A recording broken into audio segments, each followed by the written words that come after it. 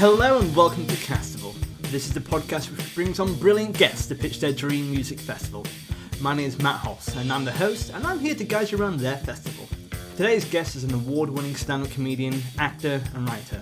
It's an absolute pleasure to welcome the extraordinary and highly wonderful Felicity Ward. Hello! Hi Matt, how are you going? I am doing very well, thank you. How are you today? I am pumped is how I'm going. I'm absolutely pumped to talk about a music festival. Tell you what, I think we had the best pre-podcast chat because I think we were just like, music is our life, we were talking about that, and so tell me more about that. How much does music mean to you, Felicity? Well, as I said before the podcast, it's the only thing I would die for apart from my son. Yeah. I mean, it's just everything. It's I was in a teenage grunge band, all girls grunge band. Yes, Really? of course I was. I should have done more research, but No. I mean, how would you know that? I'm from a town of 1,500 people, and this was 30 years ago. So yeah. 25. Let's not exaggerate. What was the band called? Do you know? Do I know? Yeah. Do I remember that thing that shaped my life? Yeah, it was called Bastion, and in the 90s you had to have names that people probably didn't get unless they were cool. Mm-hmm. So it's the boy who reads the book in the movie The Never-Ending Story. Oh, I got you. That's pretty cool. Yeah. Is it? I think it's exhausting, but that's what teenagers are. I'll tell you, I had a teenage band. We were first called Workstation Deviation, which I think at least Bastion's quite cool. At least it's a marketable name. But Workstation Deviation, it's definitely it's what I definitely was, and I think still am. I still have that teenage angst, but very polite about it. Do you get what I mean? Yeah, you know why? Because we've got jobs now. That's why we don't have time to just sit in our rooms and write poetry and lyrics. And just, why don't my parents understand me? Why can't... Yeah, anyway. What kind of music was it? Oh, we played... Well, I was a singer, but the thing is, Felicity, I can't really sing. So that's quite a crucial thing. No, Johnny Cash couldn't sing. He was a storyteller, though. Yeah, Were you a storyteller, man? Were you Johnny Cash? If you mean if I screamed "Enter Sandman" quite loudly, then yes, that's the story. Well, it was short-lived, I have to say. I don't think it was my forte, but I really wish I was in a band now. You know what I mean? But it was kind of a lot of rock. The thing is, we were three guys who did like different stuff, so it's quite hard as a band. I think we were the only people in North Yorkshire who could play instruments. So right, so you found each other. Yeah, absolutely. So what did you play in your band? I was the singer, of course, and then I learnt storyteller, and then my sister actually learnt guitar, and she taught me 3 chords, and so I taught myself the guitar, and so I was rhythm guitarist, much to the chagrin of our actual guitarist who could play. So I was like, I've written this song, and our band's our drummer's biggest problem was she couldn't keep time. She could play drums, but she couldn't keep time. So I remember we had to, when we were having band practice, we called it the foot of God. So whoever was tapping, that's who we had to follow. Mm-hmm. And so it wasn't always the drummer. We took turns. We're like, Corey, look at Shannon's foot. 3, 4, 3, 4. It feels very communal. Do you know what I mean? It doesn't have to be just a drummer. It could be everyone. It's nice. I actually did a podcast not long ago. I think it's called My Teenage Band. Yeah. And so this is very much my world. It started there. I spent all my money during any money that I made when I had a job. Mm-hmm. I would go down to Sydney. So I lived an hour and a half away from Sydney. And so I would get on the train and go down there, and I would see all age shows and free in stores at record stores and stuff like that. And that's from 14, 15, 16. That's kind of all I spent my money and time on. Yeah, like I can see behind me I got a lot of guitars, and I just spent all my money on everything, and like, and I would save up to play guitars as well. And the thing is, I wouldn't even know how. My second ever guitar I got was a BC Rich Warlock, which if you, for the listeners at home, it's quite a very metal guitar. Do you know what I mean? Very. If you had to picture like a Swedish metal band, that's the kind of guitar that they'll pick, and you could like raid a Viking village with it, if you know what I mean. Yeah. It's multi-purpose guitar, and but I remember going to the shop to buy it, and there was it was a small independent shop called Ron's Music in Darlington in County Durham, and I I was like, all right, I want that one there, the BC Rich, and he's like, do you want to listen to it first? I was like, no, don't need to, I just like it. That one. And That's the one. he just put his face palm, and he went out of business shortly after that, and I think that was the reason why. Do you know what I mean? He was upset by it so much. Yeah, he was too judgmental of his young, budding musicians. Like, I want that guitar. Do you want my money or do you not? It's like, but also, may I add, I was also that asshole when I was younger about music. So there were bands that I stopped listening to because my popular girlfriends had started listening to it. So I'm like, oh my God, if this is mainstream, I'm not listening to it anymore. Why? Yeah. Why would you deprive yourself of music? If there are kids listening, don't stop listening to music because other people are. You are only hurting yourself. Yeah, absolutely. And I think particularly as comedians as well, like, I speak for myself, but I feel like I'm an outsider a lot of the time. So I think that comes from a teenage like music taste, but like, oh, I only like the things that outsiders like, you know what I mean? I'm so edgy. Yeah. As you can tell, Felicity, I'm very edgy. Do you know what I mean? Me like, too. Yeah. You know what I love? I love rules. That's what I love. If I'm perfect, I love structure, boundaries, rules. Tell me how to do this right and I will do it. I can't wait for your festival. It's going to be brilliant. I've put a lot of effort into it. I like to hear that. But before we get to your festival, the kind of intro question I usually start with is if someone were to ask you, what kind of music are you into? How do you typically respond to that?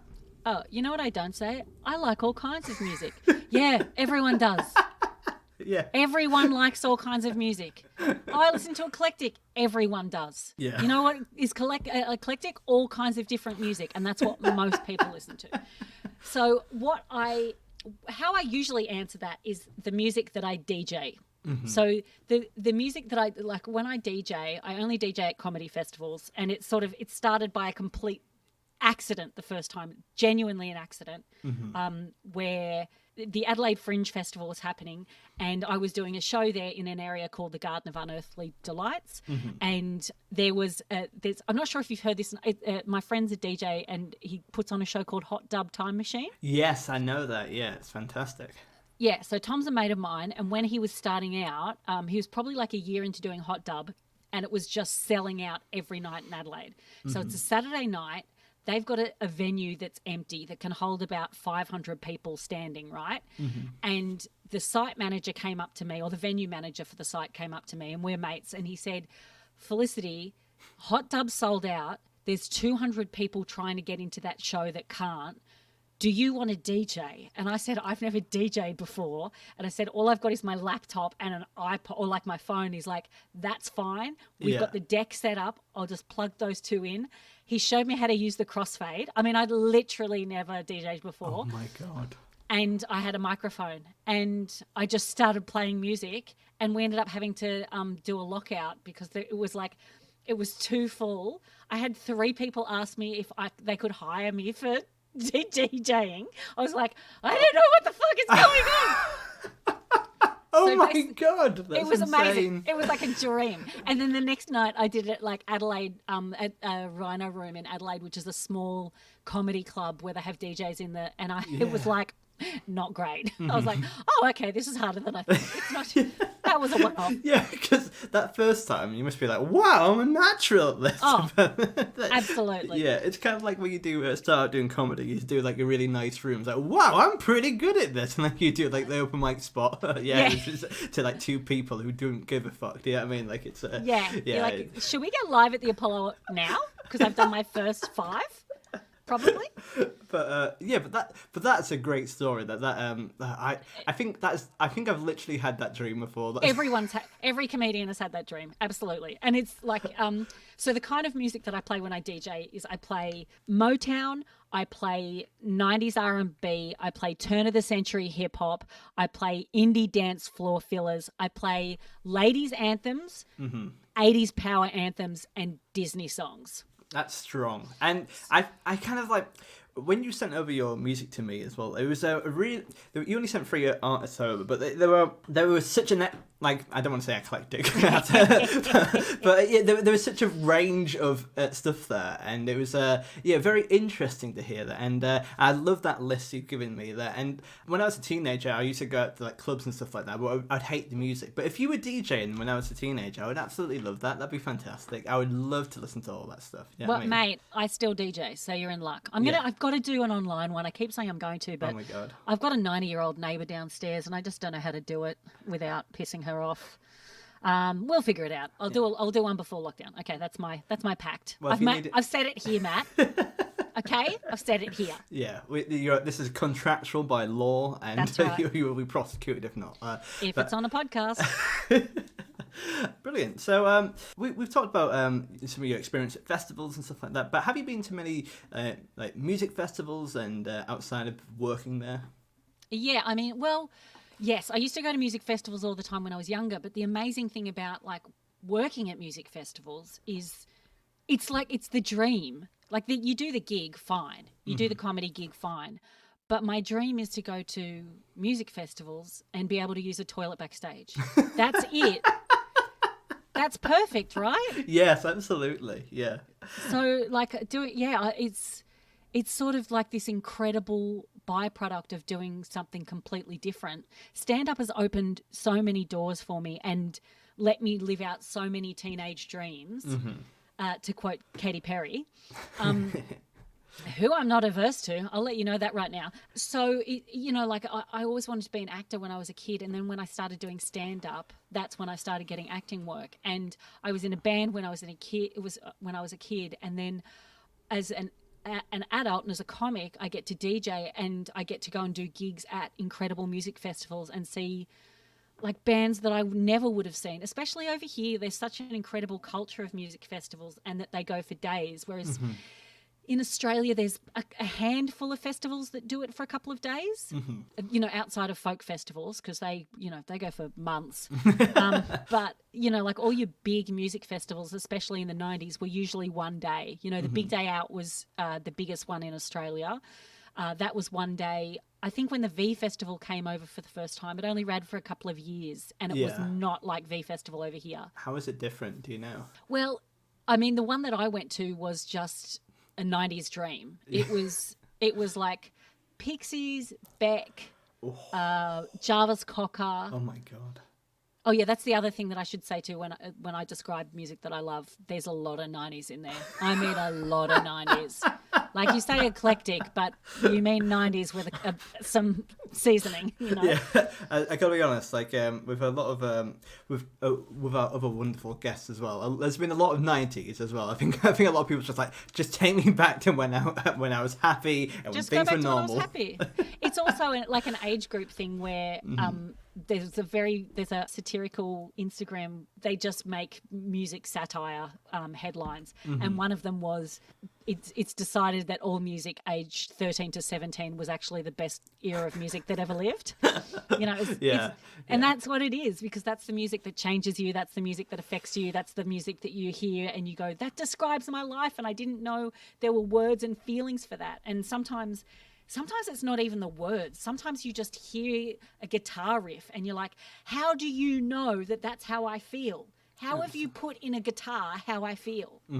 Absolutely, and I think it's like it kind of resonates with your soul as well. And I know that sounds quite like wanky, but it's really true. Like I feel that as you say, like the melody can capture a feeling, and it's not, and quite complex feelings as well. Not just like happy or sad. It's a mixture of both, and there's an ennui, and I feel that it's and to talk, I think with this podcast, what I find the strength with it is I I think people who are like-minded understand that feeling, who understand the kind of music as another language as well. Like it's a absolutely. I think it's a way that I can feel and emote and discuss my feelings as well. So yeah, and I think when you're a teenager, you don't have words for those feelings.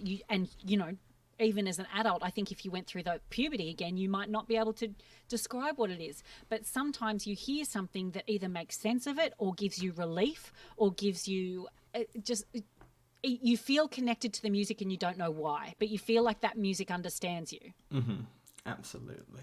And just before we move on to the next part of the podcast, just a quick question, which I don't usually chuck in, but I think it's quite a fun one. Have you ever crowd surfed? I have. Yeah. Not many times, though, which Yeah. is ridiculous because Yeah. I'm tiny. I think I crowd surfed at Edinburgh Fringe. Oh, wow. I think I crowd surfed. I could be making it up. I don't know if I did it on Enlightened Live. I think I did. That's a fun one to do it at, yeah. Do you know, my memory is so bad. There is a show in Australia called Spicks and Specks. It's Adam Hill's hostess. It's basically our version of Never Mind the Buzzcocks, but friendlier. And it's not mean. I realised the first episode I did of that, I was on with Alistair Barry, the lead singer of UB40. Yeah. I just totally forgot that I was on the same team Yeah. as the lead singer from UB40, and I just forgot. I mean, that's the thing with I find with lockdown as well. So like it kind of, and particularly with fringe nights as well. Like they kind of like mush like all those things. Yeah. Like, oh yeah, and it kind of like that's also an essence of cool as well. Like to you it's not remembering, but to everyone else it's like, oh, it's so effortless. Like it's just another thing that happened. Yeah, I mean, like it's quite a cool thing, you know. Yeah, it's not at all. I don't ever want to be cool about music. I don't ever want to think like, oh yeah, I met that guy that was actually a really big deal to my parents. Like, I find it very difficult to be, 40, but 2, to be a grown up and separate. I still have a childlike wonder. I still have a teenage-like wonder about music and about comedy. You know, like I've got friends that I've met people and I know people that I idolized when I started comedy. And most of them, we're just still friends now. But some of them I'm still like, I cannot believe I am friends with that person. Mm-hmm. That is so rad. Mm-hmm. And I totally agree. And there's some people in my life that I feel that when I do these podcasts as well, I feel that sometimes I've interviewed like people who mean a great deal to me, and yourself included. Like obviously, if you hadn't said that, I would have been very upset with you. Yeah, into the waiting room you go. Yeah. And... oh God, I've got to go. I've got to pick up my son from nursery. 10:20. Yeah, that's right. Yeah, but you have to be kind of professional about it, because I remember when I was in my last year at uni, I did a master's degree, and I got the chance to interview Richard Herring, and he meant so much to me, and I was like kind of like my heart was like palpitating, but I had to like remain professional. It's like, so tell me about your comedy, and yeah, I mean, yeah. You have to fight every urge to tell them that you changed my life. Yeah, and you see other people do it to your friends and you're like, oh God, like just back off. And then when it's you, you're like, if I don't tell this person, I'm going to explode. Yeah, and I do still have that, and I think that I would really struggle to do that in front of certain musicians as well. Like, can you tell me who? I kind of feel that I from the top of my head, but this is definitely because I'm listening to an audiobook at the moment, but I think Bruce Springsteen would be someone who would be really... Sure. I think I think that he means a lot to my dad, and therefore me as well. He's the boss. Yeah, and I just feel that he's also been the right side of history for the last 50 years. Yeah, I mean he's 50 years. Yeah, that's a long time to be right. Yeah, absolutely, and I think he's just a good guy, and also I would love to the Beastie Boys would be great, and I think they're on my lineup. Oh, of course they are. It's a good benchmark if the Beastie Boys are on. Yeah, you know what I mean. That's why I wonder with your podcast how much crossover there is with different artists. Well, it's interesting, and I feel that there are certainly some people who you won't expect who are more popular, and some people who haven't been picked before. I'm like, how have you never been picked before? Do you know what I mean? Like, I don't think Bruce Springsteen's been picked, for example. Do you know what I mean? But Beastie Boys are quite popular. I would say probably the most popular is probably like Beyonce or. Joni Mitchell's quite popular as well. Oh God, they're great choices. Yeah. Yeah. So there's some great festivals out there, but that haven't happened yet. Yeah, but they will do because it happened on the podcast. Therefore, it has to happen. That's right. But let's head over to the next part of your festival as we deal with some of the background information and admin. Hello and welcome to Season 4 of Castival. What a delight it is to have you back here.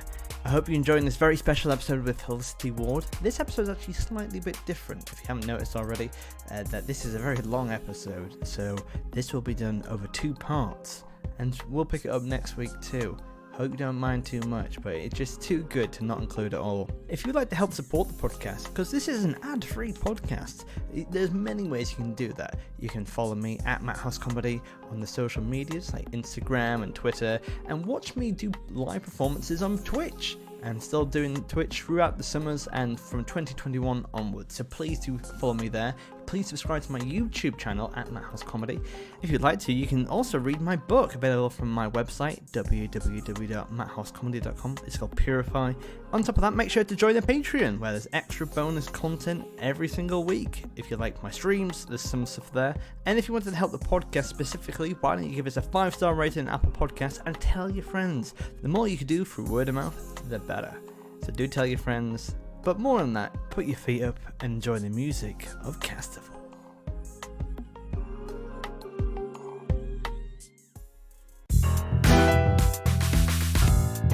Castival, if you can hear me, I want you to sing along. Go for it. Castival. One more time. Castival. You got it. So this is called Setting Up Camp, and we're going to find out some of the background information, Felicity. So what is the name of your festival? Do you know that's the only thing I haven't done? That's terrible. Yeah. What would I call it? Oh, I would call it the Chaos Smile Party. Wow. Okay, that's a lot going. Why Chaos Smile? I think I described it. That's how I described myself on my WhatsApp description. Or maybe that's my kind of comedy, is like chaotic smile party. I don't know. That's what it's called, chaotic smile party. I like that a lot. Yeah. I don't quite know your festival yet, but I kind of feel it's a very nice branding for it as well. And, Thank you so much. And whereabouts geographically is your festival in the world? Look, you've just asked questions that I have not thought about. Do you feel annoyed that I have asked these questions? No, because if I do want to pitch this, and we know that I will, I need to know that it needs to be foresty, sort of with the same layout or a similar layout to Latitude. Mm-hmm. So there's big open parts, there's foresty parts, there's a lake. That's what I need. Ideally, what would be incredible is actually to do this in the Kakadu National Park. Oh, wow. Yes. That would be incredible. However, you would have to hire a lot of park rangers for alligators and such. You know what? It's my festival. We're having the Kakadu. Yes. And there's going to be a shitload of rangers, okay? And crocodiles. And we're going to speak to all of the Aboriginal elders, and they will do all of the checks to make sure that it's not affecting the environment or the animals, and all the money, all the profits will go to preservation of Kakadu National Park. Oh, I love that. I absolutely love that already. Yeah. And I think that's a really nice thing to do, and especially keeping it like neutral as well, like making it good for everyone is really cool. Yes, environmentally sustainable and neutral. Definitely up for that. Is there going to be camping at your festival? Do you like camping? I don't love camping, but there is going to be camping at my festival. There are 3 different areas. We are here to sleep at night camping area. Then there is we are likely to party at night camping area. Yeah. And then there is we have kids camping area. And that's, do you know what, you've kind of pitched a really realistic version and quite a good idea, actually. Yeah. You know what I mean? It's like we're here to have fun, and we're here to have sleep, for the love of We're God. here for the music. That's what the sleepers are. And people who have kids, when you hear other kids going nuts, you're like, yeah, I get it. You know, I think when you have a baby anyway, anyone who has a kid under the age of 5 remembers what it's like to have a baby. I think maybe as your kids get older, you forget about, you remember your own horror, but you forget to have maybe compassion when a kid is screaming. Yeah, anyway, just having a moment there as a mother of a 16-month-old baby. Oh, bless you. But yeah, like whenever I hear kids screaming on the street outside, the other day I heard these 2 parents and a baby crying, and they pulled the car over, put my head out the window and went, "Are you guys okay? Do you need nappies or something?" Yeah. And they're like, no, he's just thrown up on himself. I'm like, okay, do you want me to bring some wet wipes? Like, That's it's just so nice. Well, no, it's just once you've had a baby, you're like, I got to help anyone else I can, because before I had a baby, I was so, and I mean, I have 26 cousins.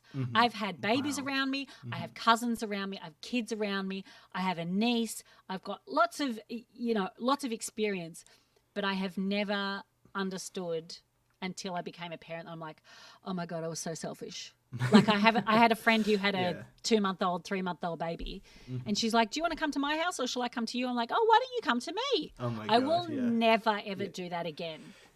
And I feel like, to be honest, I'm glad you kind of said that, because I feel like I'm quite a mindful person, but also I haven't had that life experience yet to kind of understand that I have done that. But I definitely been like, well, why don't you come to me? I always go to you. But it's just don't be a dick, Matt. But that's that's something I'm gonna put in my life to kind of be more of a better person in that regards as well. It's just you don't know. You don't know how hard it is. Like I used to, I couldn't understand why parents couldn't have a 5-minute shower. Yeah. Like, you're telling me in 3 days you just haven't had 5 minutes. And the answer is no, because having a baby is like running a cafe and a laundromat while there is a baby crawling around.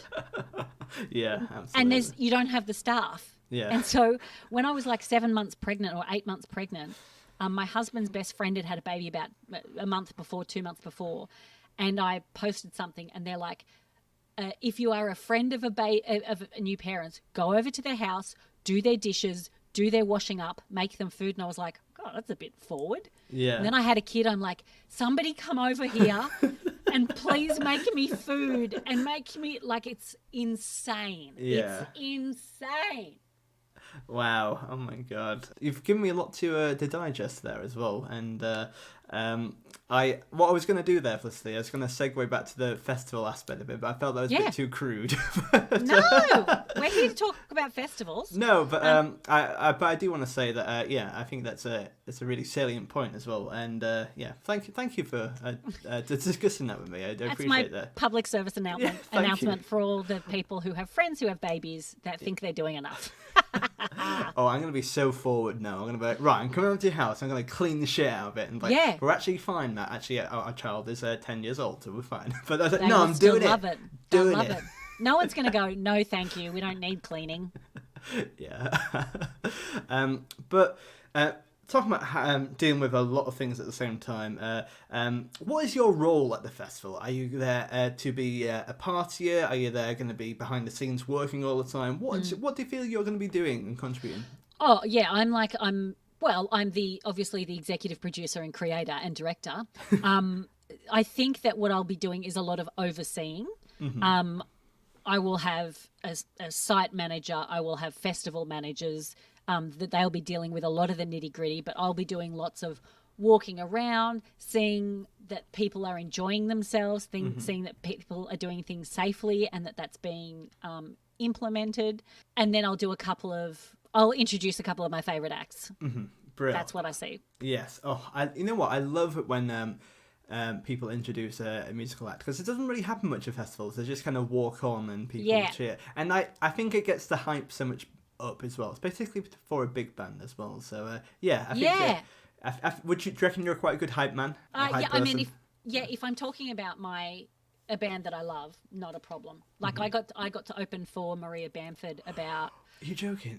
3 years ago, I think. Wow. Just the greatest gigs of my life, and every night it felt like I was introducing Santa Claus. And I've never seen a London audience that excited, because she'd never been to London. She'd played Edinburgh before, but she'd never been to London. And so I did my opening 20, and then I would bring her straight on rather than like there being a break. And I've just never seen the giggliness and the excitement and the childish joy that these audiences had. It was amazing. Oh, that's so good to hear. And I love Maria Bamford as well. You know what?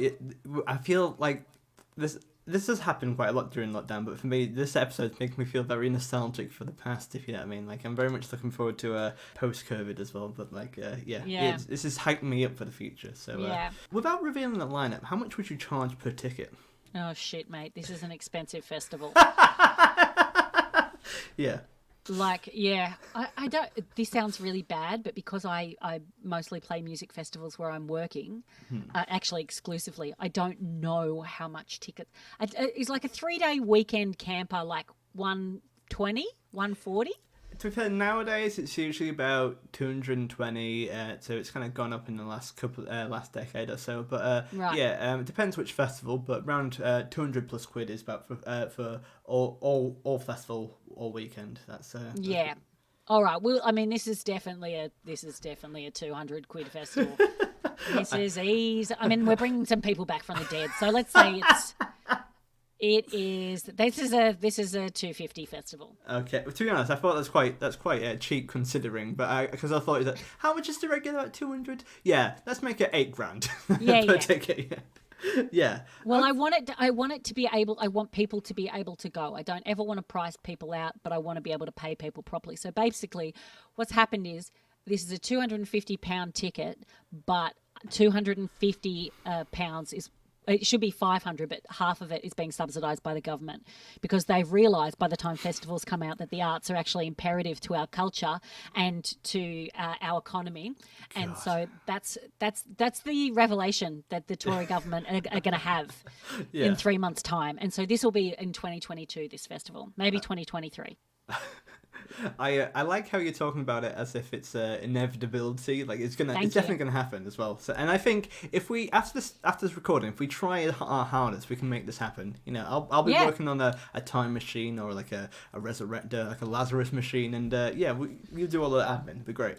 Apart from the one of the stages, everything else is possible. Yeah. Okay. We could do this. Yeah. Get ready in that national park. Get ready crocodiles. Yeah, that's right. Oh, yeah, sorry, the Australian government are going to... Yeah, I was going to say the Tory government. The Tory government are actually going to do it. They're going to recognise their part in colonisation of Australian and Indigenous people. And so they are actually going to be providing all the money that they paid slave owners from the West Indies. Yeah. They're going to return that money, and they will have so much... there'll be some left over. Obviously, all of it will go back to black people that were enslaved. And then as an extra gesture, the Tory government will donate money to Indigenous and First Nations people. You know what? I might have to get this festival tattooed on me. This is so good already. And I haven't even heard any of the artists yet. So let's go and remedy that, and let's see who is playing on your main stage.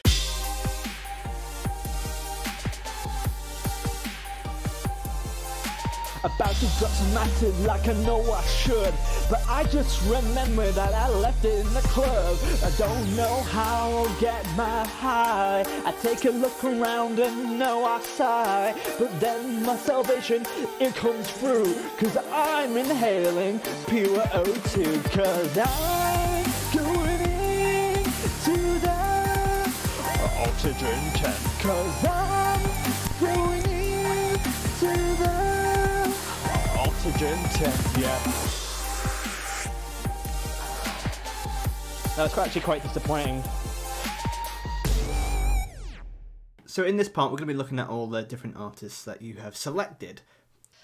So what I've done is, sorry, I'm just doing some adjusting. I have a full spreadsheet. I'm just letting you know. Oh my. Okay, so do you want? I feel like I want to give you the framework of the festival because do. I want the layout and I want to show you how it starts and stuff. Please do. So as you enter, like when people are first entering, when they're bringing, they've set up camp. So people can set up camp, but as they come in to the actual festival, there's one main entrance, and the Hot 8 brass band are playing, and they're like second lining stuff, like that just turns into people don't get past that for a while. So that's a bit of an outdoor party. Welcome to the festival, and that's how people walk in. At each day, so Friday, Saturday, Sunday, there's a main stage that has a different theme each day. Love it. So on Friday, the theme is Change Your Life. Yes. So everyone that you see there will change your life. Oh, I got you. Yeah. On Saturday, the theme is Queens. So it's just 10 queens in a row. Oh my God, yeah. And then on Sunday, it's Dead But Not Forgotten. So they're all dead people or bands that involve a dead person. Oh, that's, tell you what, like we've had some themes before, but this is a strong theme. So things that will blow your mind on the first day, you get empowerment on the second day, and you have like a reminiscing and connecting with the past on the third day. And I feel that like that's going to be a revolutionary thing in your life. We talked about teenage kind of idealism earlier, and I feel like this is the whole festival for that. You know what I mean? It's going to be. Yeah, absolutely. So there's 2 stages per day. Brilliant. There's the Change Your Life day on Friday. There's also a side stage called 90s Forever. Of course, yeah. Of course. And each of the bands are just playing an album from start to finish. Yes, yeah. Except for 2 bands which can play whatever they like. And that's a good question to start with as well. With you've already said you love rules. You said you'd like there's some kind of stipulations there, which are absolutely allowed in this podcast. But yes. Do you feel that will you be telling people what stuff they can and can't play, or is it kind of free reign, or are you like you must do this, this, and this? Well, look, the 90s Forever is actually the only band, the only stage where people are required to play what I've asked. Yeah. Which seems, questionable, but No. fuck it. It's my festival, goddammit. Yeah, brilliant. Where would you like to start? Would you like to start on the 90s stage, or would you like to start on your main stage? Well, I've got 2 more stages. Oh my God, please take us through it. Yeah, sorry. Yeah. So Friday is Change Your Life stage and 90s Forever stage. Saturday is Queen stage and a stage called They're Ours, and they're all Australian or Kiwi bands. Yes. And then on Sunday is Dead But Not Forgotten and Dance Goodbye. So they're all the bands that you're saying goodbye, like you're saying goodbye to the festival, but they will all make you dance. Oh my God, yes. You've put a tremendous amount of thought into this as well. Oh, I'm currently just organising the running order. Yeah. Last minute changes, yeah. Well, yeah, I just don't like. There's 10 names there, but they have to be in order, obviously. This is what I mean when you hear this lineup. I think you'll go, shit. I think we could make this happen, or I really want to make this happen. Okay. Yeah. As soon as we get that funding from the Tory government, we're on the roll. Here we go. I think it'll be fine. Yeah. So on Friday, Change Your Life, each day starts with something called Welcome to Country, and that is where an Aboriginal elder comes out on stage and welcomes you to the country that you're standing on. Brill, that's lovely. And it's done. It's done in some political arenas in Australia, and then it shows respect that you're on Aboriginal land, basically. So Friday starts off pretty gentle. It's a French artist called Camille. Camille. She's an a cappella artist, and I saw her, God, maybe 13 years ago. Mm-hmm. And she has an album called Le Fil, F-I-L, and I think it means the line. So she has one note that runs through, like verbally one note that runs through the entire album. So the note starts, it goes, ooh, and then every song starts on that note. And then that note fades away and it can go to other places. So it's a concept album, but I don't understand a word that she's saying. Not a word. Yeah. Such is the power of music. But when I heard the album, I was just, I'm transformed. And so I would love, it's the middle of the day. It's a gentle introduction. People are not 3 pills in yet. Well, yeah, I think having Camille to open's really, I think that's really cool because like sometimes I think how you start a festival is very indicative for how it's gonna go on. Do you know what I mean? Because I feel like sometimes people go for a big rock energy, but I think having that kind of the a cappella soft intro is it's like you're just dipping your toes into the festival, you know. You're getting warmed up, you know. You're gonna have a nice time there, you know what I mean. Like it's just like you're putting up your tent, having some nice a cappella, you know. It's nice. Yeah, totally. And it's probably starting later than other days will start earlier. The stages will start earlier, but because it's a Friday, not everyone's going to be there. So you've got to. This whole festival is a journey. I've written it as a journey. Each stage is a journey. And the whole festival is a journey. I kind of feel that in lieu of Edinburgh Fringe this year, you spend your time building this festival. It's got a narrative arc, you know, there's lots of the callbacks in it as well. Matt, you don't know me because if I'd just done Edinburgh, I would still be doing this. Music means everything to me. I literally did a certificate in music business skills, which was about band management and publishing music and licensing music. Oh my God. Yeah, like this was, I managed a band for a very short time. I put on concerts. I put on a couple of dance parties, like EDM nights. They were called dance parties back then. Yeah. Dance parties is like the discotheque of the 90s. Yeah. I'm going to a discotheque. I'm going to a dance party. It sounds like something like an undercover police officer. I'm going to a dance party. Yeah. Yes. I'm going to take these disco biscuits. Obviously, you're selling disco biscuits at your festival. Yeah. Silent disco. Oh, P.S. I came up with silent disco when I was 18 years old. What? Yeah. It was around before that, which I didn't know, Yeah. but I came up with the same idea when I was 18. I'm like, we should do, it was just when infrared headphones had come out. And I was like, oh, we should do, I'd love to create like a dance party because of noise restrictions, because we were having them in houses. I was like, imagine if we all had like infrared headphones and like everyone was dancing around and you could hear the music and everyone was hearing the same music as you. Yeah. And my boyfriend at the time was like, I don't think you'd quite get the vibe of a dance party. I was like, okay. What I'm saying is do not let your boyfriends shit on your dreams. I think that's a very, very powerful thing to say. So after Camille, let's go through the other artists on your main stage. Let's see who else you have. Okay, this is really random, and I don't know if they're going to change your life, but all I know is I've been listening to a lot of Style Council lately. Yeah. Specifically, Shout to the Top, and it's just one of the happiest songs ever. Yeah. So we go Camille, and then we go into Style Council, which again, people will like get up and move to, but they might not. They don't have to lose their minds. You can listen to Style Council or you can dance to them. People will come, especially for the nostalgia. And, it's going to be the oldies that are there right at the beginning of the day. Yeah. They're going to be the ones that are there. So they'll be loving Style Council. Then we go to Sigrid. Oh, brilliant. Yes. Who I just adore. And her album Sucker Punch is far out. It's one of those albums you're like, how did this not get nominated for every pop category? It is... It's almost a perfect pop album, start to finish, and I'm sure that she's not her only songwriter, but like lyrically they're so cool, and they're really young. But I just love Sigrid. I think she's a joy, and if you do know her, then you probably will have seen her "Don't Kill My Vibe" set at Glastonbury.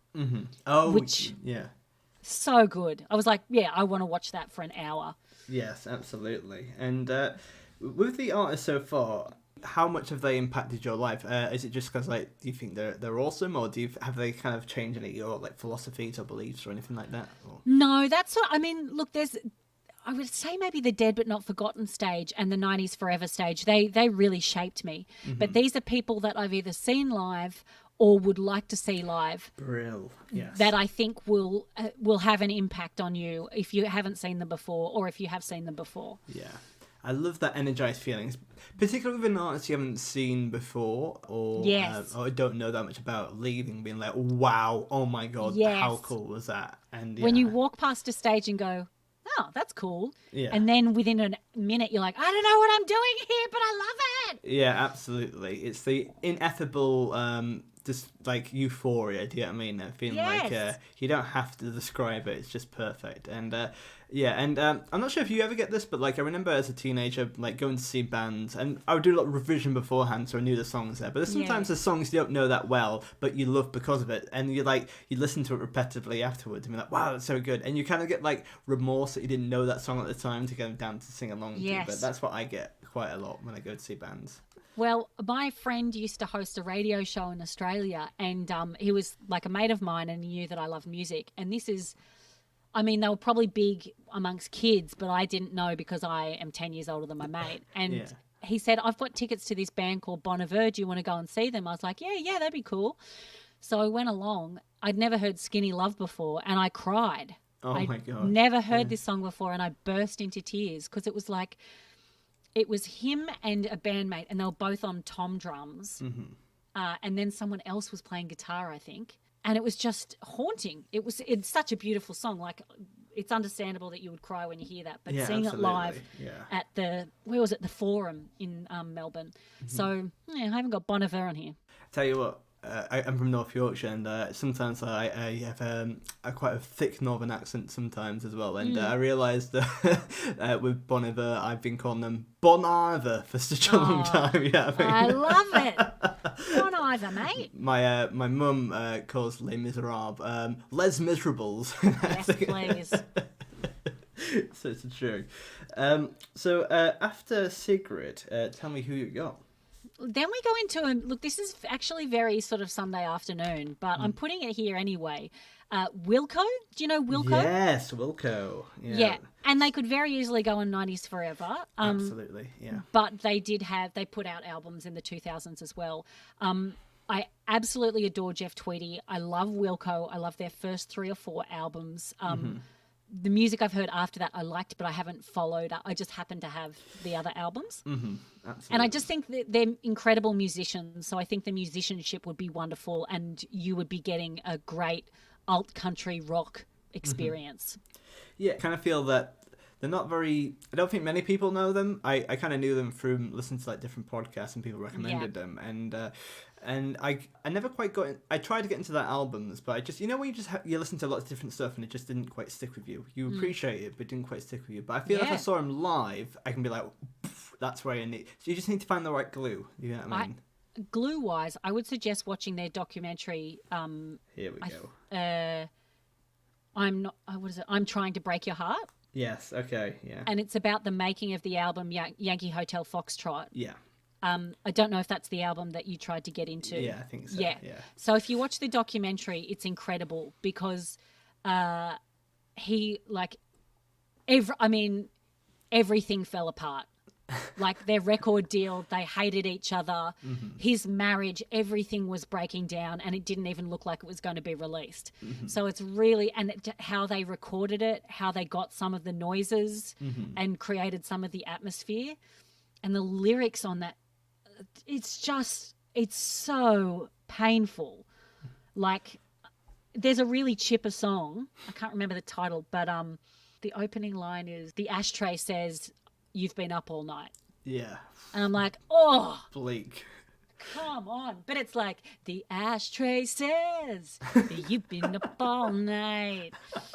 And then there's songs that I'm Trying to Break Your Heart. And his voice is like this tiny, crumbled, cigarette-stained, bare wheeze. And you're just with them the whole time. And I don't know. It might help you, it might not. It might be one of those things where you're like, I don't want to have to watch 5 episodes of a show to get it. No, you know what? I was just talking about the glue, and I think you talking about it then, that's... All right, I'm going to go back into it, so... Yeah. Give it another go. Who cares? Yeah. So after Wilco, who have you got? This is exciting. I have never seen him live. Frank Ocean is my next artist. Nice. And I just think that he would be... I was supposed to see him at Festival and he pulled out, and I think it was the same year maybe Azealia Banks pulled out as well, and they were the 2 artists that I was pumped about seeing. Mm-hmm. I think he's extraordinary. I think he's like a songwriter of our generation. I think musically he's a visionary.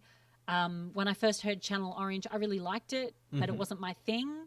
And then I listened to it again. I'm like, actually, that's good. And then 5 listens in, like, I've been sitting on a genius. I have been sleeping on this man who is a genius.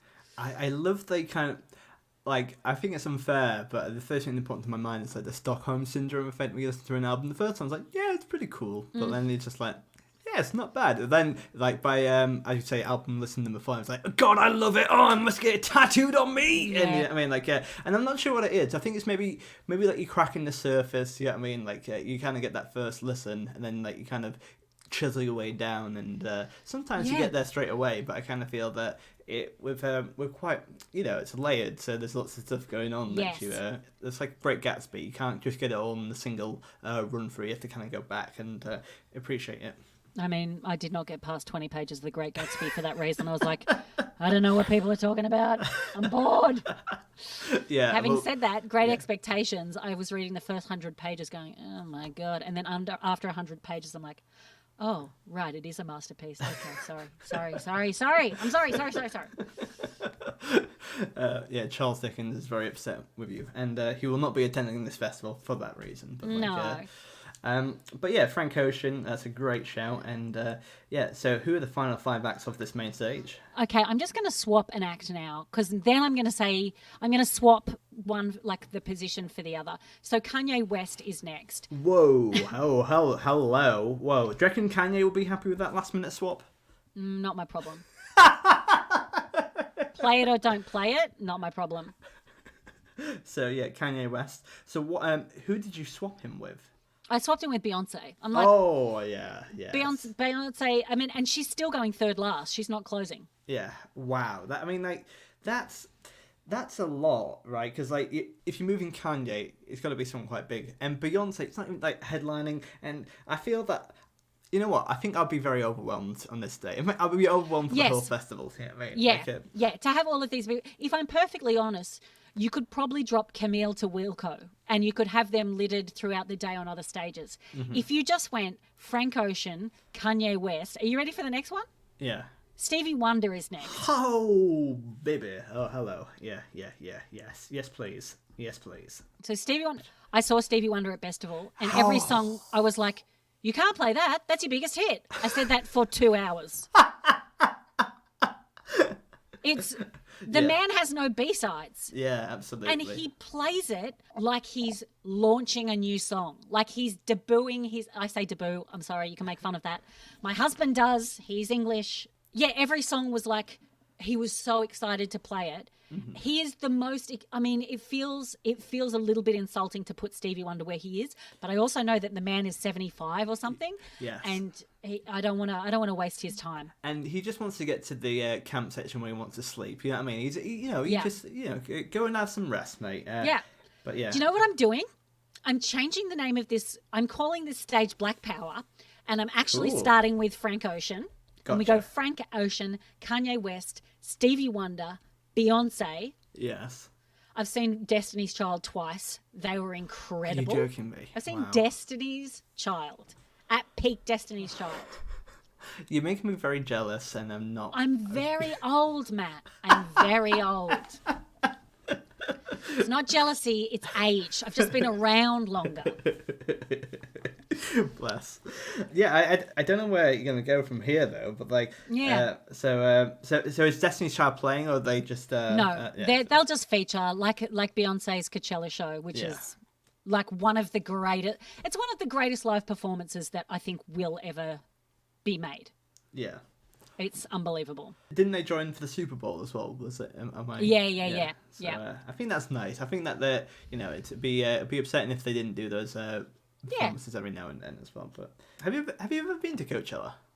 No, it's always on at the same time as other comedy festivals in Australia. Yeah, that's the same. Yeah, I'll go one day. Yeah, I'll go. Well, they'll be coming to us, with our festival, because obviously. Okay, you ready for the next one? Take us away, yeah. Stevie Wonder, Beyonce, Outcast are next. Oh, wow, okay, interesting. Now, yeah. I wouldn't have necessarily put Outcast above those people, but tell us why you have. So Beyonce was actually a last minute entry. I just literally forgotten her. I don't know how. I've forgotten the biggest artist on the planet. And she could easily play again on the Queen stage the next day. If Beyonce played 3 days in a row, I wouldn't be mad. But she would have to die by the third stage. But she could do half-hour sets. Yeah. She could turn up and do 10 minutes. She can do whatever she wants. Yeah, but she can do different things on different days. Like imagine like an acoustic number one day. That'd be sick. Yeah, You know. Like, yeah. And then Destiny's Child the next day. Yeah. See, it works. It works. Yeah. But yeah, so Outkast. Do you feel like what's your connection to Outkast? And have you seen them live? And how did it make you feel? I haven't seen them live. They're one of my great sadnesses that I haven't seen live. I hope that I will be able to see them again. I think that Andre 3000 again is a visionary. I think Big Boy is everyone like goes on about Andre 3000's rapping, and it is extraordinary. He is top 5. But Big Boy also is amazing. He's like Busta Rhyme in speed. Mm-hmm. But I just think that they would put on an exceptional show. I think it would be art. They make me excited. They challenge, when Lovebox Speaker Below came out, I think they're just artists. Yeah. And I like real artists. And I think they put out futuristic music that people, if they put it out now, people would go, oh, what a cutting edge album, double album. Because I feel like I don't really know the back catalogue of Outkast. I certainly know, like obviously do Hey Ya and some Roses as well. Like, and I feel like I got into like some of the bigger hits later on in life, but yeah, like particularly Roses as well. Like, Roses is a fucking tune, mate. Yeah, I play that when I DJ. Yeah. Oh my god. Yeah. Like Caroline. I say that quite a lot. Because my partner's middle name is Caroline, so I go Caroline. Yes, like that. please. But it's very, very fun. I say very fun, but she hates it. Yeah, she's leaving me. Can I get you some roses? Yeah, and that's obviously. But yeah, so Outkast is a nice, and yeah, I think visionary is the right term as well. If you had to sell someone on Outkast, like what album would you start with? Where would you push that person? Lovebox Speaker Below. Perfect. Nice That's one. it. Nothing more, nothing less. Don't listen to any of their other music. And finally, who is the headliner of the stage? Because I don't know which way to turn now. It's Kendrick Lamar. Of course, Kendrick Lamar. Now I saw him. Yeah. Oh God, now I don't know how long ago it was. The last time he was in London, I saw him, and James Blake opened for him. It did not seem like the right pairing. It was at the O2 Arena. Uh-huh. And it seemed like a bit of not a nervous crowd. There's just like people were cutting in line, and it was just a bit, there was just an angsty vibe that I didn't really gel with. And then we got in, and it was literally Kanye on stage by himself for an hour and a half. I think there was a live band underneath the stage, which you really could tell. I hate arena sound. I hate that. Mm-hmm. And it was one of the best shows I've ever seen. It's really hard to make rap interesting for an hour and a half. It's and often when you're listening to hip hop, it's very much an audio experience. The beats are making your rib cage rattle. You're listening to the dexterity of the rapper or their tempo, their lyrics. And so when you see them on stage, sometimes it can be two guys crossing over, walking up and down and holding the microphone up, and it's a little bit muffled. And yeah, absolutely.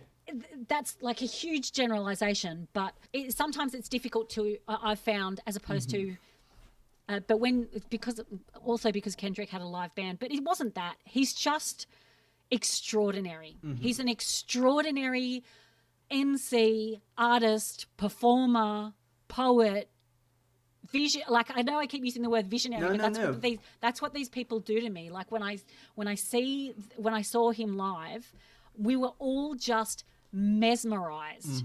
And we're playing. He played the album after To Pimp a Butterfly, the hit from that. Anyway, yeah, he did that a cappella. Oh wow! And he got to one part, and he cut the music, and the whole audience did it. And he said, let's do it again. And everyone did it 3 times. And everyone was like, we were nearly screaming by the end, like just like going, it was like when I was a kid. This is the coolest thing that's ever happened to me, I reckon. When I was a kid, me and my cousins got into our nan's pool, and we ran around in a circle for so long that we created a whirlpool. Yeah.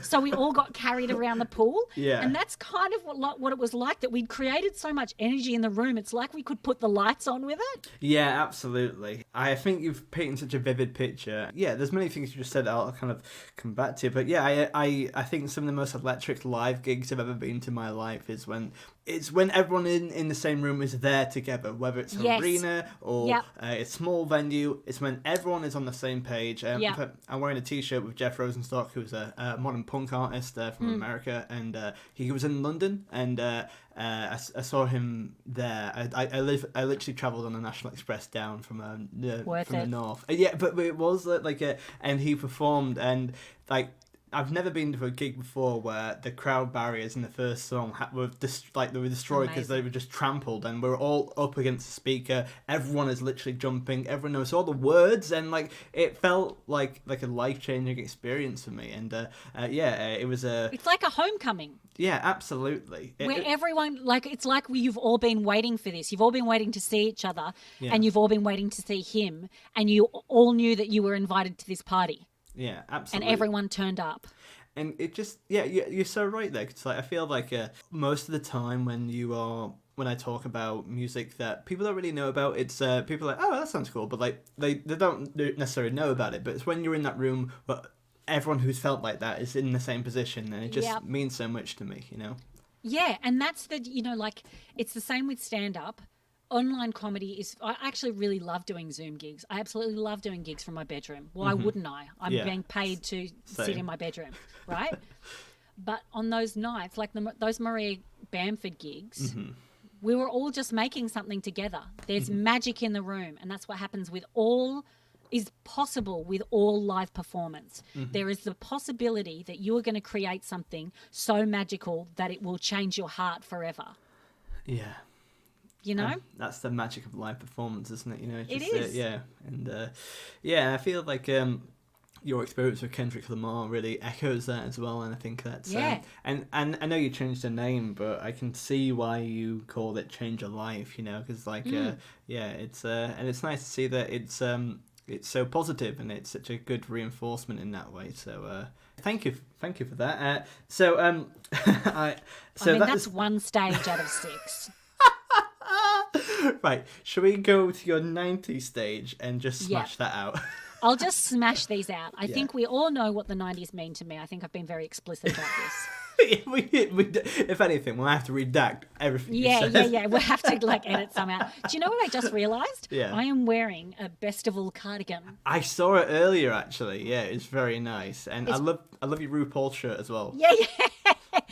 Well, the cardigan is my husband's. He used to work for the music management that worked with Festival. Wow, cool. Yeah, so he was like an operations and a tour manager for entertainment artists like the Cuban Brothers, for example. And I think they're called the Tootsie Rolls and DJ Yoda. Yeah, so acts that are musical but sort of had a performance element to them too. So 90s forever. So everyone has to play the album.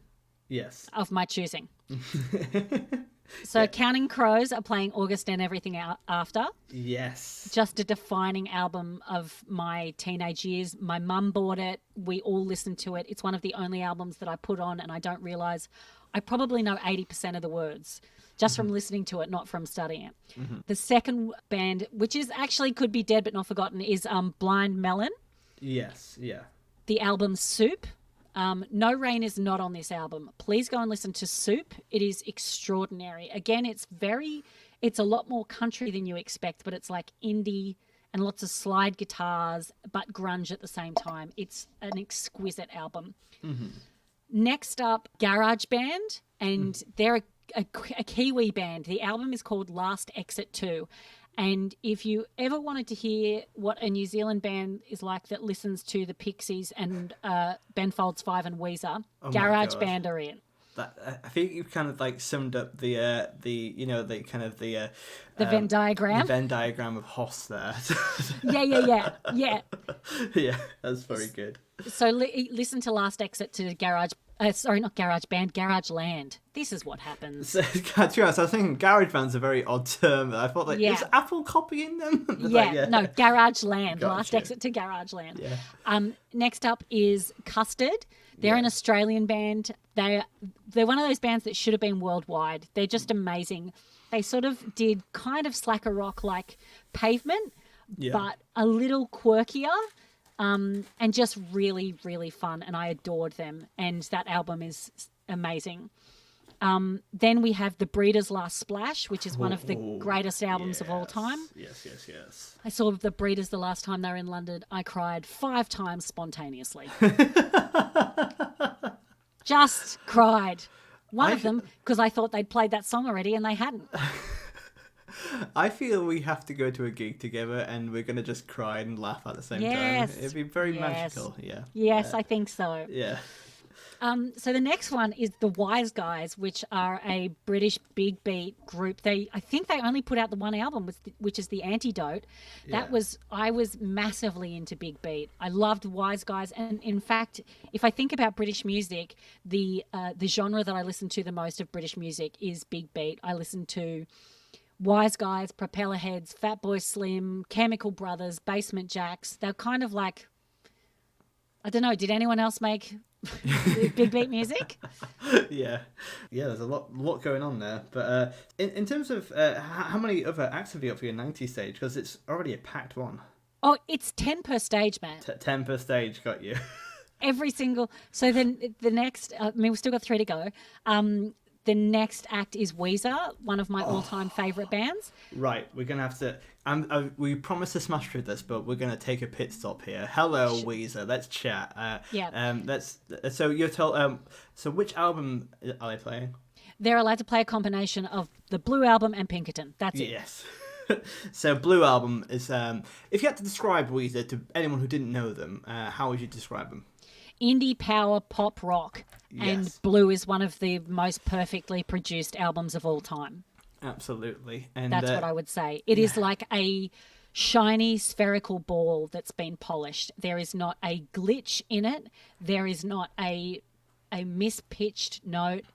The guitars are warm and crunchy, and I feel, and there's a range as well. It's not just the same kind of like pop punk aspect all the way through. There's even range in the same songs as well. Like Say Ain't So is like very like slow and kind of like sexy. That is a very sexy song. Like when you're a teenager and you're listening to like people talking about beers in like the cooler at a party, like maybe a guy will kiss me. That's all I could think about. I would just fantasize to that song. That's all I would think about. You know what? I never kind of I didn't know that about that album. But next time I listen to it, I'm going to think Felicity Ward's like she's going to fantasize. She's knocking one out to this. I didn't say that, but I just no. I appreciate that you didn't. I just thought I'd put it out there. Thank you. That tickled me. I actually saw Weezer play the Blue Album start to finish, and it was like the most amazing middle-aged gig. Mm-hmm. They came out, they played a single from each of their other albums. Yes, yeah. So from every other album, they played the big hit, which is all I want to know from the other albums. Yes. Play Island in the Sun, play Hash Pipe, like they're great. But I don't want to hear the rest of the albums because they're just not as good. Well, here's the thing with Weezer, and I feel like I have a complicated relationship with Weezer because I remember everyone does. Yeah, it's because obviously the Blue Album's fantastic, and I love Green Album as well. I think that's the first one I bought from them as well, and so I'm old. Yeah, I feel that the rest of the albums are quite there's some banging tunes on them, but if you're an album deep dive, goodness me, what a slog! But but also they're not album bands. Yeah, I feel that they're trying to capture a lot of what they had for Blue Album, which is kind of like trying to put like a trying to recapture magic, which is quite difficult to do. But but also I saw him live as well. I saw him live twice. I saw him in 2010 at Leeds Festival, which was one of the best gigs that my brother and I saw in my life. Like, it was like, they were electric. They kind of, like, you know when you start off a gig going, hello, there's something in the air, River Kumos come out with this football and start like doing keepy uppies on stage, and the whole gig he was totally on it. It was like he got on the wall of the gig. You know how there's a barrier around. He left the stage, got on the wall, got people to climb up as well, and it was just like, it was crazy, it was fun, and it was amazing. And my brother and I were we were totally hyping over Weezer for a year, and then the next year we went to separate festivals. I went to Sonosphere, which they were playing one below the headliner, and then my brother went to V Festival, and they were playing Sonosphere first, then V Festival next day, and we were kind of like, ooh, so hyped for Weezer. I was so hyped for Weezer, I was at the front, and I waited for a lot of bands I didn't really like to see them. And it was just fine. It was fine, and it was just like, it was crushing, but it was good though. This was at the Melbourne, the Sydney Myer Bowl, which is in Melbourne, ironically. It's an outdoor gig. It's like a natural amphitheatre. The first half, they played, as I said, a single from each of their albums. Then they had an interval. Thank you, where they played a 25-minute documentary on the making of the artwork of the Blue Album. And then they played the Blue Album start to finish. Yeah. It was the perfect Weezer album. I left the next day to go to the States. If they did this thing that if the Blue Album sold out, the next night they'd do Pinkerton. Yeah. So I couldn't see it because I was in America. And I was very sad about that. But I got the Blue Album. So for 90s Forever stage, I'm saying you play whatever you want from those two album guys in whatever order. Oh, and I love it when you go to see a band and they do like a full album as well. It's nice. It's lovely. I love that because you're like, this is the one that changed me. Yeah. The audience are going to love you. There's some bands who are like, yeah, it's our 25th anniversary of this album. It's like, no one liked that album. No one liked that album. It's like Metallica going, it's an anger. And you're like, no. No one's coming to that tour, friend. I love you. I love that so much that you picked Saint Anger, because that is, again, Metallica, one of my favourite bands, and that's definitely who I was referencing. Well, that's that's some kind of, is it Some Kind of Monster? The documentary? Yeah. That was about the making of that album, wasn't it?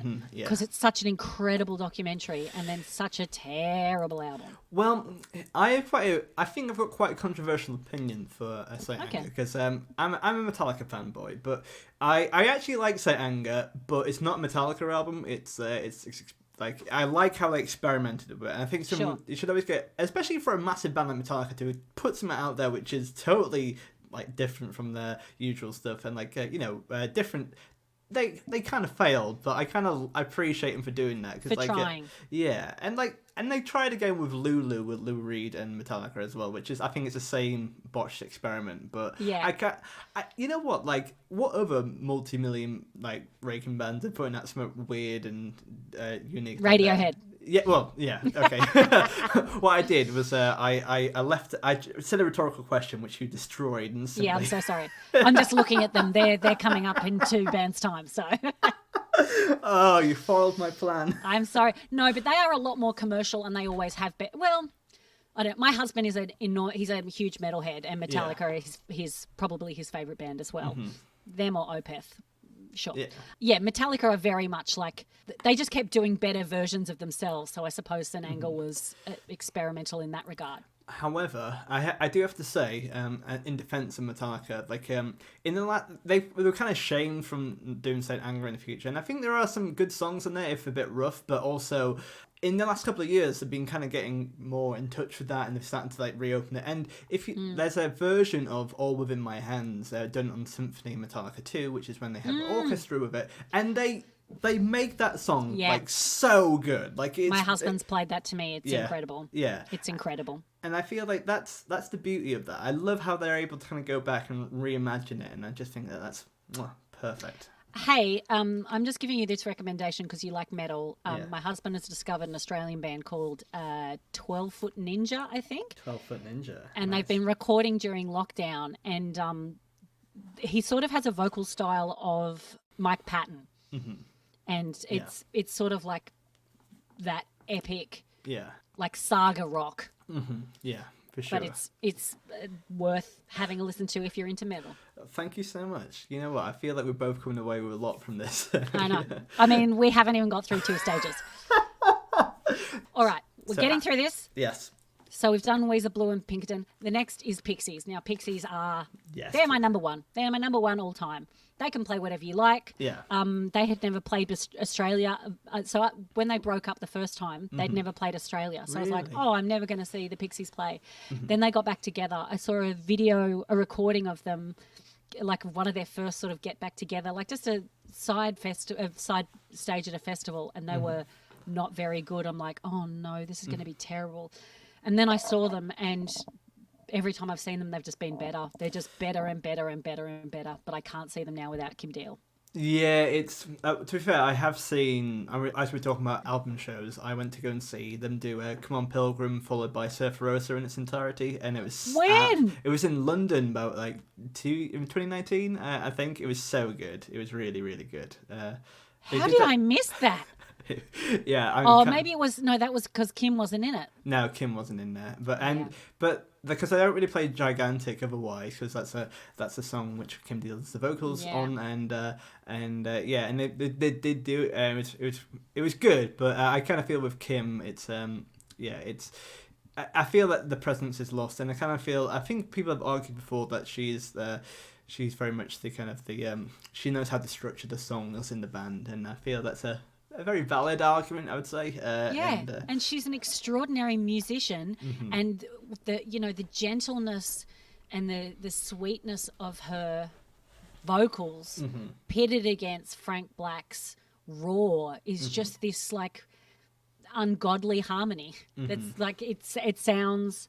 I mean, ungodly in that it's out of this world. It's unlikely, but it's incredible. Absolutely. I didn't really think of it like that before, but like the juxtaposition between the raw and the soft, sweet melody is... and that's... if you've never listened to Pixies before, listen, it very much... clashing is the Pixies. It goes from quiet to loud. It's very jarring, and but also like not in a way that it's unlistenable. It's very engaging rock as well, I would say.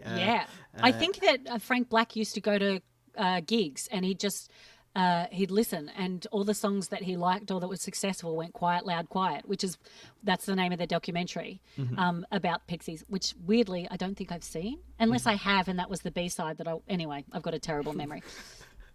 But and he went, okay, 1, 4, 5 are the chords that are they're the catchiest. So it's very deliberate. Which is crazy given that they are they're a seminal post-punk band, and that so many bands quote them as an inspiration. When it sounds so organic and raw, a lot of it is constructed. Absolutely. Yeah, as I say, they're very inspirational to people like Nirvana and Radiohead, and even people like Modest Mouse, and their influence is so outstretching, really. And if you had to pick one album they had to play, which one would you pick? This changes all the time. Because Doolittle's the first album that I heard of theirs, and it's so amazing. Yeah. It's so amazing, and there's so many incredible songs on there. And if you'd asked me 5 years ago, I go, Trompe Le Monde wouldn't even make it. And then I listened to Trompe Le Monde, I'm like, this is incredible, punch you in the guts, rip your heart out, fire you up. It's amazing. It has less Kim, a Kim vocally. But then you've got songs like Gigantic, as you said, Bone Machine, all of these songs that are like my favourite songs of theirs. But the Surfer Rosa and Come On Pilgrim seem a bit more motley as far as albums are concerned. They're not as fluid, or they don't all seem to be connected in some way. Doolittle is connected, Trompe Le Monde is connected, but Trompe Le Monde's almost woven. Yeah, and I feel like Trompe Le Monde, as well as Bossa Nova, don't really get the same love as the first 3 albums as well. And there's some really cool stuff on there as well. And like, there's some really kind of the more sweeter and more kind of like kind of idyllic songs like Javelina or Motorway to Roswell on both of those albums. So, like, I feel like they are there are harsher sounds as well, like Alec Eiffel or something like that, and but like it's there's a lot of different. I feel there's like the really quality albums as well, and also like they have a penchant for kind of getting. There's like one song per album in there, which is like kind of a typical 90s song, like on Bossa Nova, Dig for Fire. That's like, you could hear, if you put that out, that's like a perfect 90s song. Do you know what I mean? Yeah. I just think of that song and reminiscing. Like that, Digging for Fire puts you there. Mm-hmm. But actually, when did Bossa Nova come out? Oh, I think from the top of my head, 95, but I'm not... No, it'll be before that. Yeah, 1990. Oh, was it? Yeah, they broke up in like 91 or 92. That is so wild. They put out Trompe Le Monde in 91. They put out Bossa Nova in 90. They put out Doolittle in 89. Those 3 albums came out in 3 years. Are you fucking kidding me? Yeah, and like it surprises me how we can kind of do that so much as well. It's quite like I find this somewhat. It's like in the 70s, I think David Bowie put out his like album, like early Bowie, like he's putting out albums every year and sometimes twice a year. Like in early Elton John was doing 2 albums a year. Come it's like, on. how? It's like someone's doing like, I've done 2 Edinburgh Fringe shows this year. It's like go and burn in a bin. Yeah. Well, Otis Redding, who is on my Dead But Not Forgotten, do you know how old he was when he died? No idea. 26. Oh, that's so He made that name for himself. Yeah. Before he was 27. Like, I know that there's a 27 club, but that's crazy. Like, you think, Otis Redding, he probably died in the 80s or something. Like, and he died in like 67. It's nuts. That's so upsetting. Yeah, so upsetting. But so to kind of so to wrap up 90s Forever, unbelievable. 90s Forever, by the way, finishes on Radiohead. Oh, hello. So is this stage playing at the same time as the other one? So is it so you have to pick Kendrick Lamar or Radiohead, that is a tough choice, right? I actually feel like that's a very cruel thing to have done. And the other 2 days probably have easier choices to make. But to be fair, I feel like I think there's definitely crossover between the 2 fanships, but I do feel that if you had to choose one or the other, I think I think there's different vibes for both. Do you know what I mean? So very different vibes. Yeah, they're both very thoughtful. Do you know what I mean? Like, and yeah. Which Radiohead album would you pick, or is it free for all?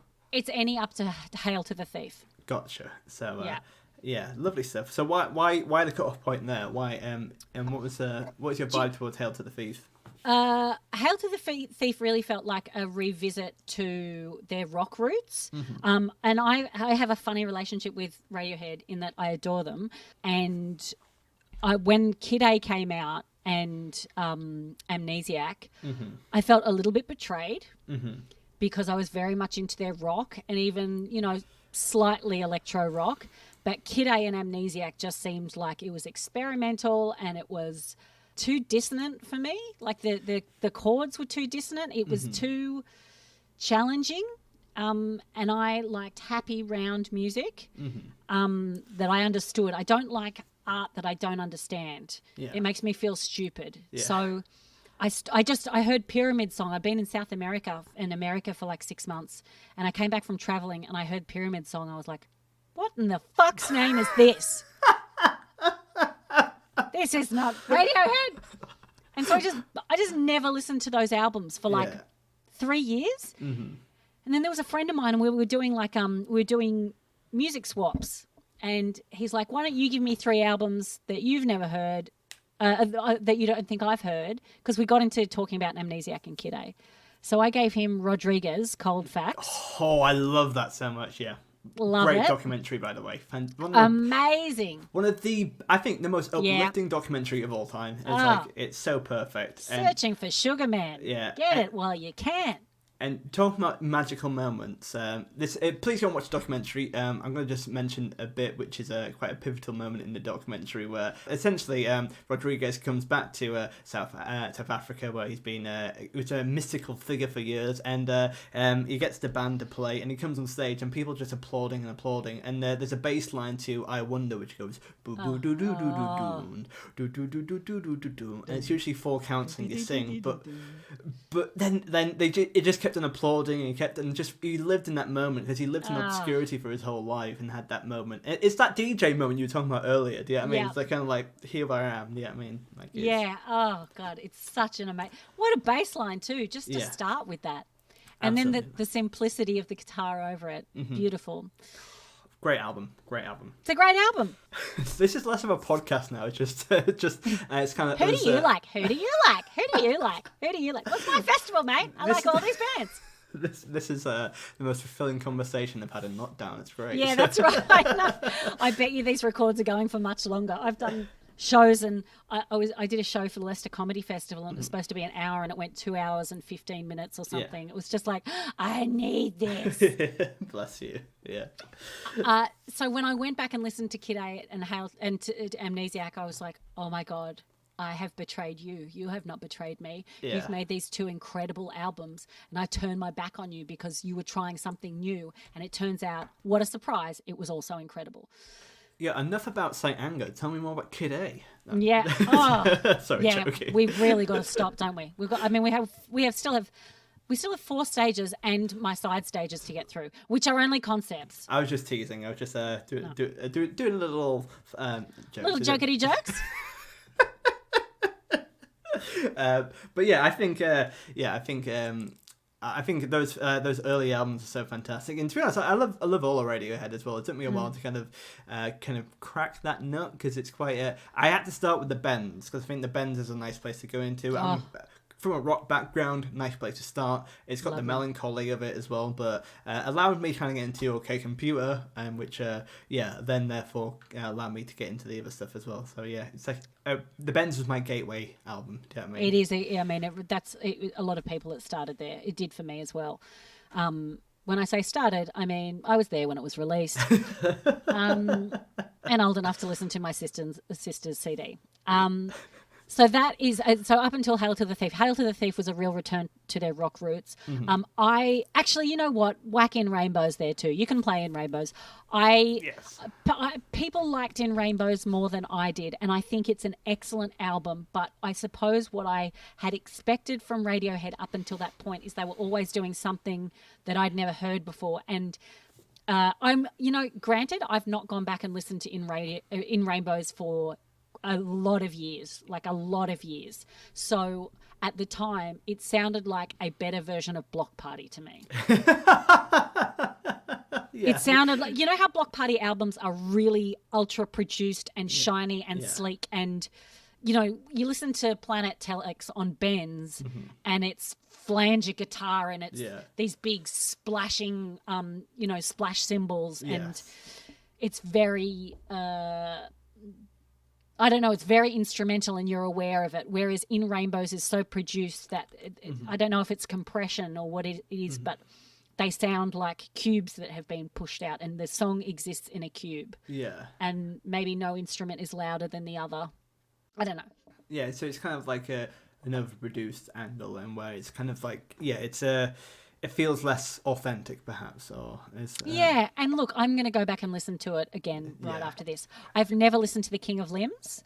Whoa! Oh, yeah. Wow! Because people have a kind of adverse reaction to that, because it's a very, I would say, quite a psychedelic album. But I actually, I like it to write to. Actually, I think it's quite kind of a chilled out album. Also, I think the final song on that, I think it's Separator, or and I think it's just such a beautiful end to the album as well. It's definitely worth a listen for sure. Did you listen to the most recent album as well? No, I haven't. I feel like this afternoon I just have to listen to the rest of Radiohead. Have you seen them live before? I have, but curse myself for this. But I saw them when I didn't really like them. When I was a teenager, I didn't understand them. I saw them at 2009 think it was Leeds Festival, maybe 2010. But I saw him and I was like, oh my god, like that, like why don't you just play Creep? And that was I there's not a day that goes by I don't think about that moment. It's okay. I saw them I've seen them quite a few times, and no, I've seen them twice. I was supposed to see them 3 times. I had dance floor tickets. I had to sell them because I was in a play. I'm not still angry about that. Nearly 20 years later, I'm not angry about it at all. Yeah. But I ended up getting tickets to see them in 2013, and I went by myself. It was like I got it from someone who was selling the ticket on the day. Mm-hmm. And I went and saw them, and I just could not believe how relevant they were. Mm-hmm. I thought it was going to be some cool guys that I've loved for a long time playing their music well, but like they're just a show. They're just unbelievable. Absolutely. Oh, no, I don't know whether to derail this. I have a story. Yeah, go for it. Go, please. I am pen pals with Philip Selway from Radiohead. With the Are drummer. You actually? What? Yeah. What? Yeah. Why? How? Can I be his friend? He's the nicest man that you have ever met in your life. Mm-hmm. You cannot possibly fathom that he is in one of the most influential rock bands of all time. He's like meeting someone's dad. He's just like a lovely, lovely, lovely man. We did a show together on BBC Six. We did a roundtable with Steve Lamacq, and Philip was doing some of his own solo gigs for the first time. This is years ago, and I ended up telling him that I was actually a massive fan. And then he's like, "Oh, do you play music? Like, what a great deflection." I said, "I used to. I'm a bit of a bedroom rock star now." And you might have heard of us. We're called Bastion. Yeah. And he said, "I'd love to hear some of your music sometime." I'm like, "What?" And then we got talking, and then when we were leaving, he said, "I mean it. I would love to hear some of your songs if you have any recorded." So I got his email address, sent him over some songs in a moment of madness, and then he wrote back like a month later with paragraphs of constructive feedback and questions about it. And then I wrote to him a couple of months later just to see how he was going, and he wrote back to me and he's like, "Sorry, I haven't got back to you. We've been busy." They were just like on their South American tour. Oh my God. And he was like, "If you ever want to come and see Radiohead, if they're ever playing, I'll get you tickets," which is the most incredible thing ever.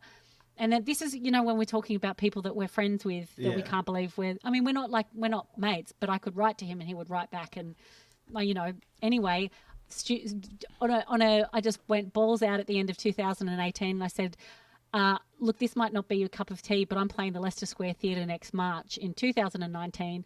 And I know you offered tickets to your show, so I was wondering if you'd like to come and see mine." Yeah. And he's like, "Is it okay if my wife comes as well?" Yeah. It's like, "Yeah, Philip Selway from radio, it's fine."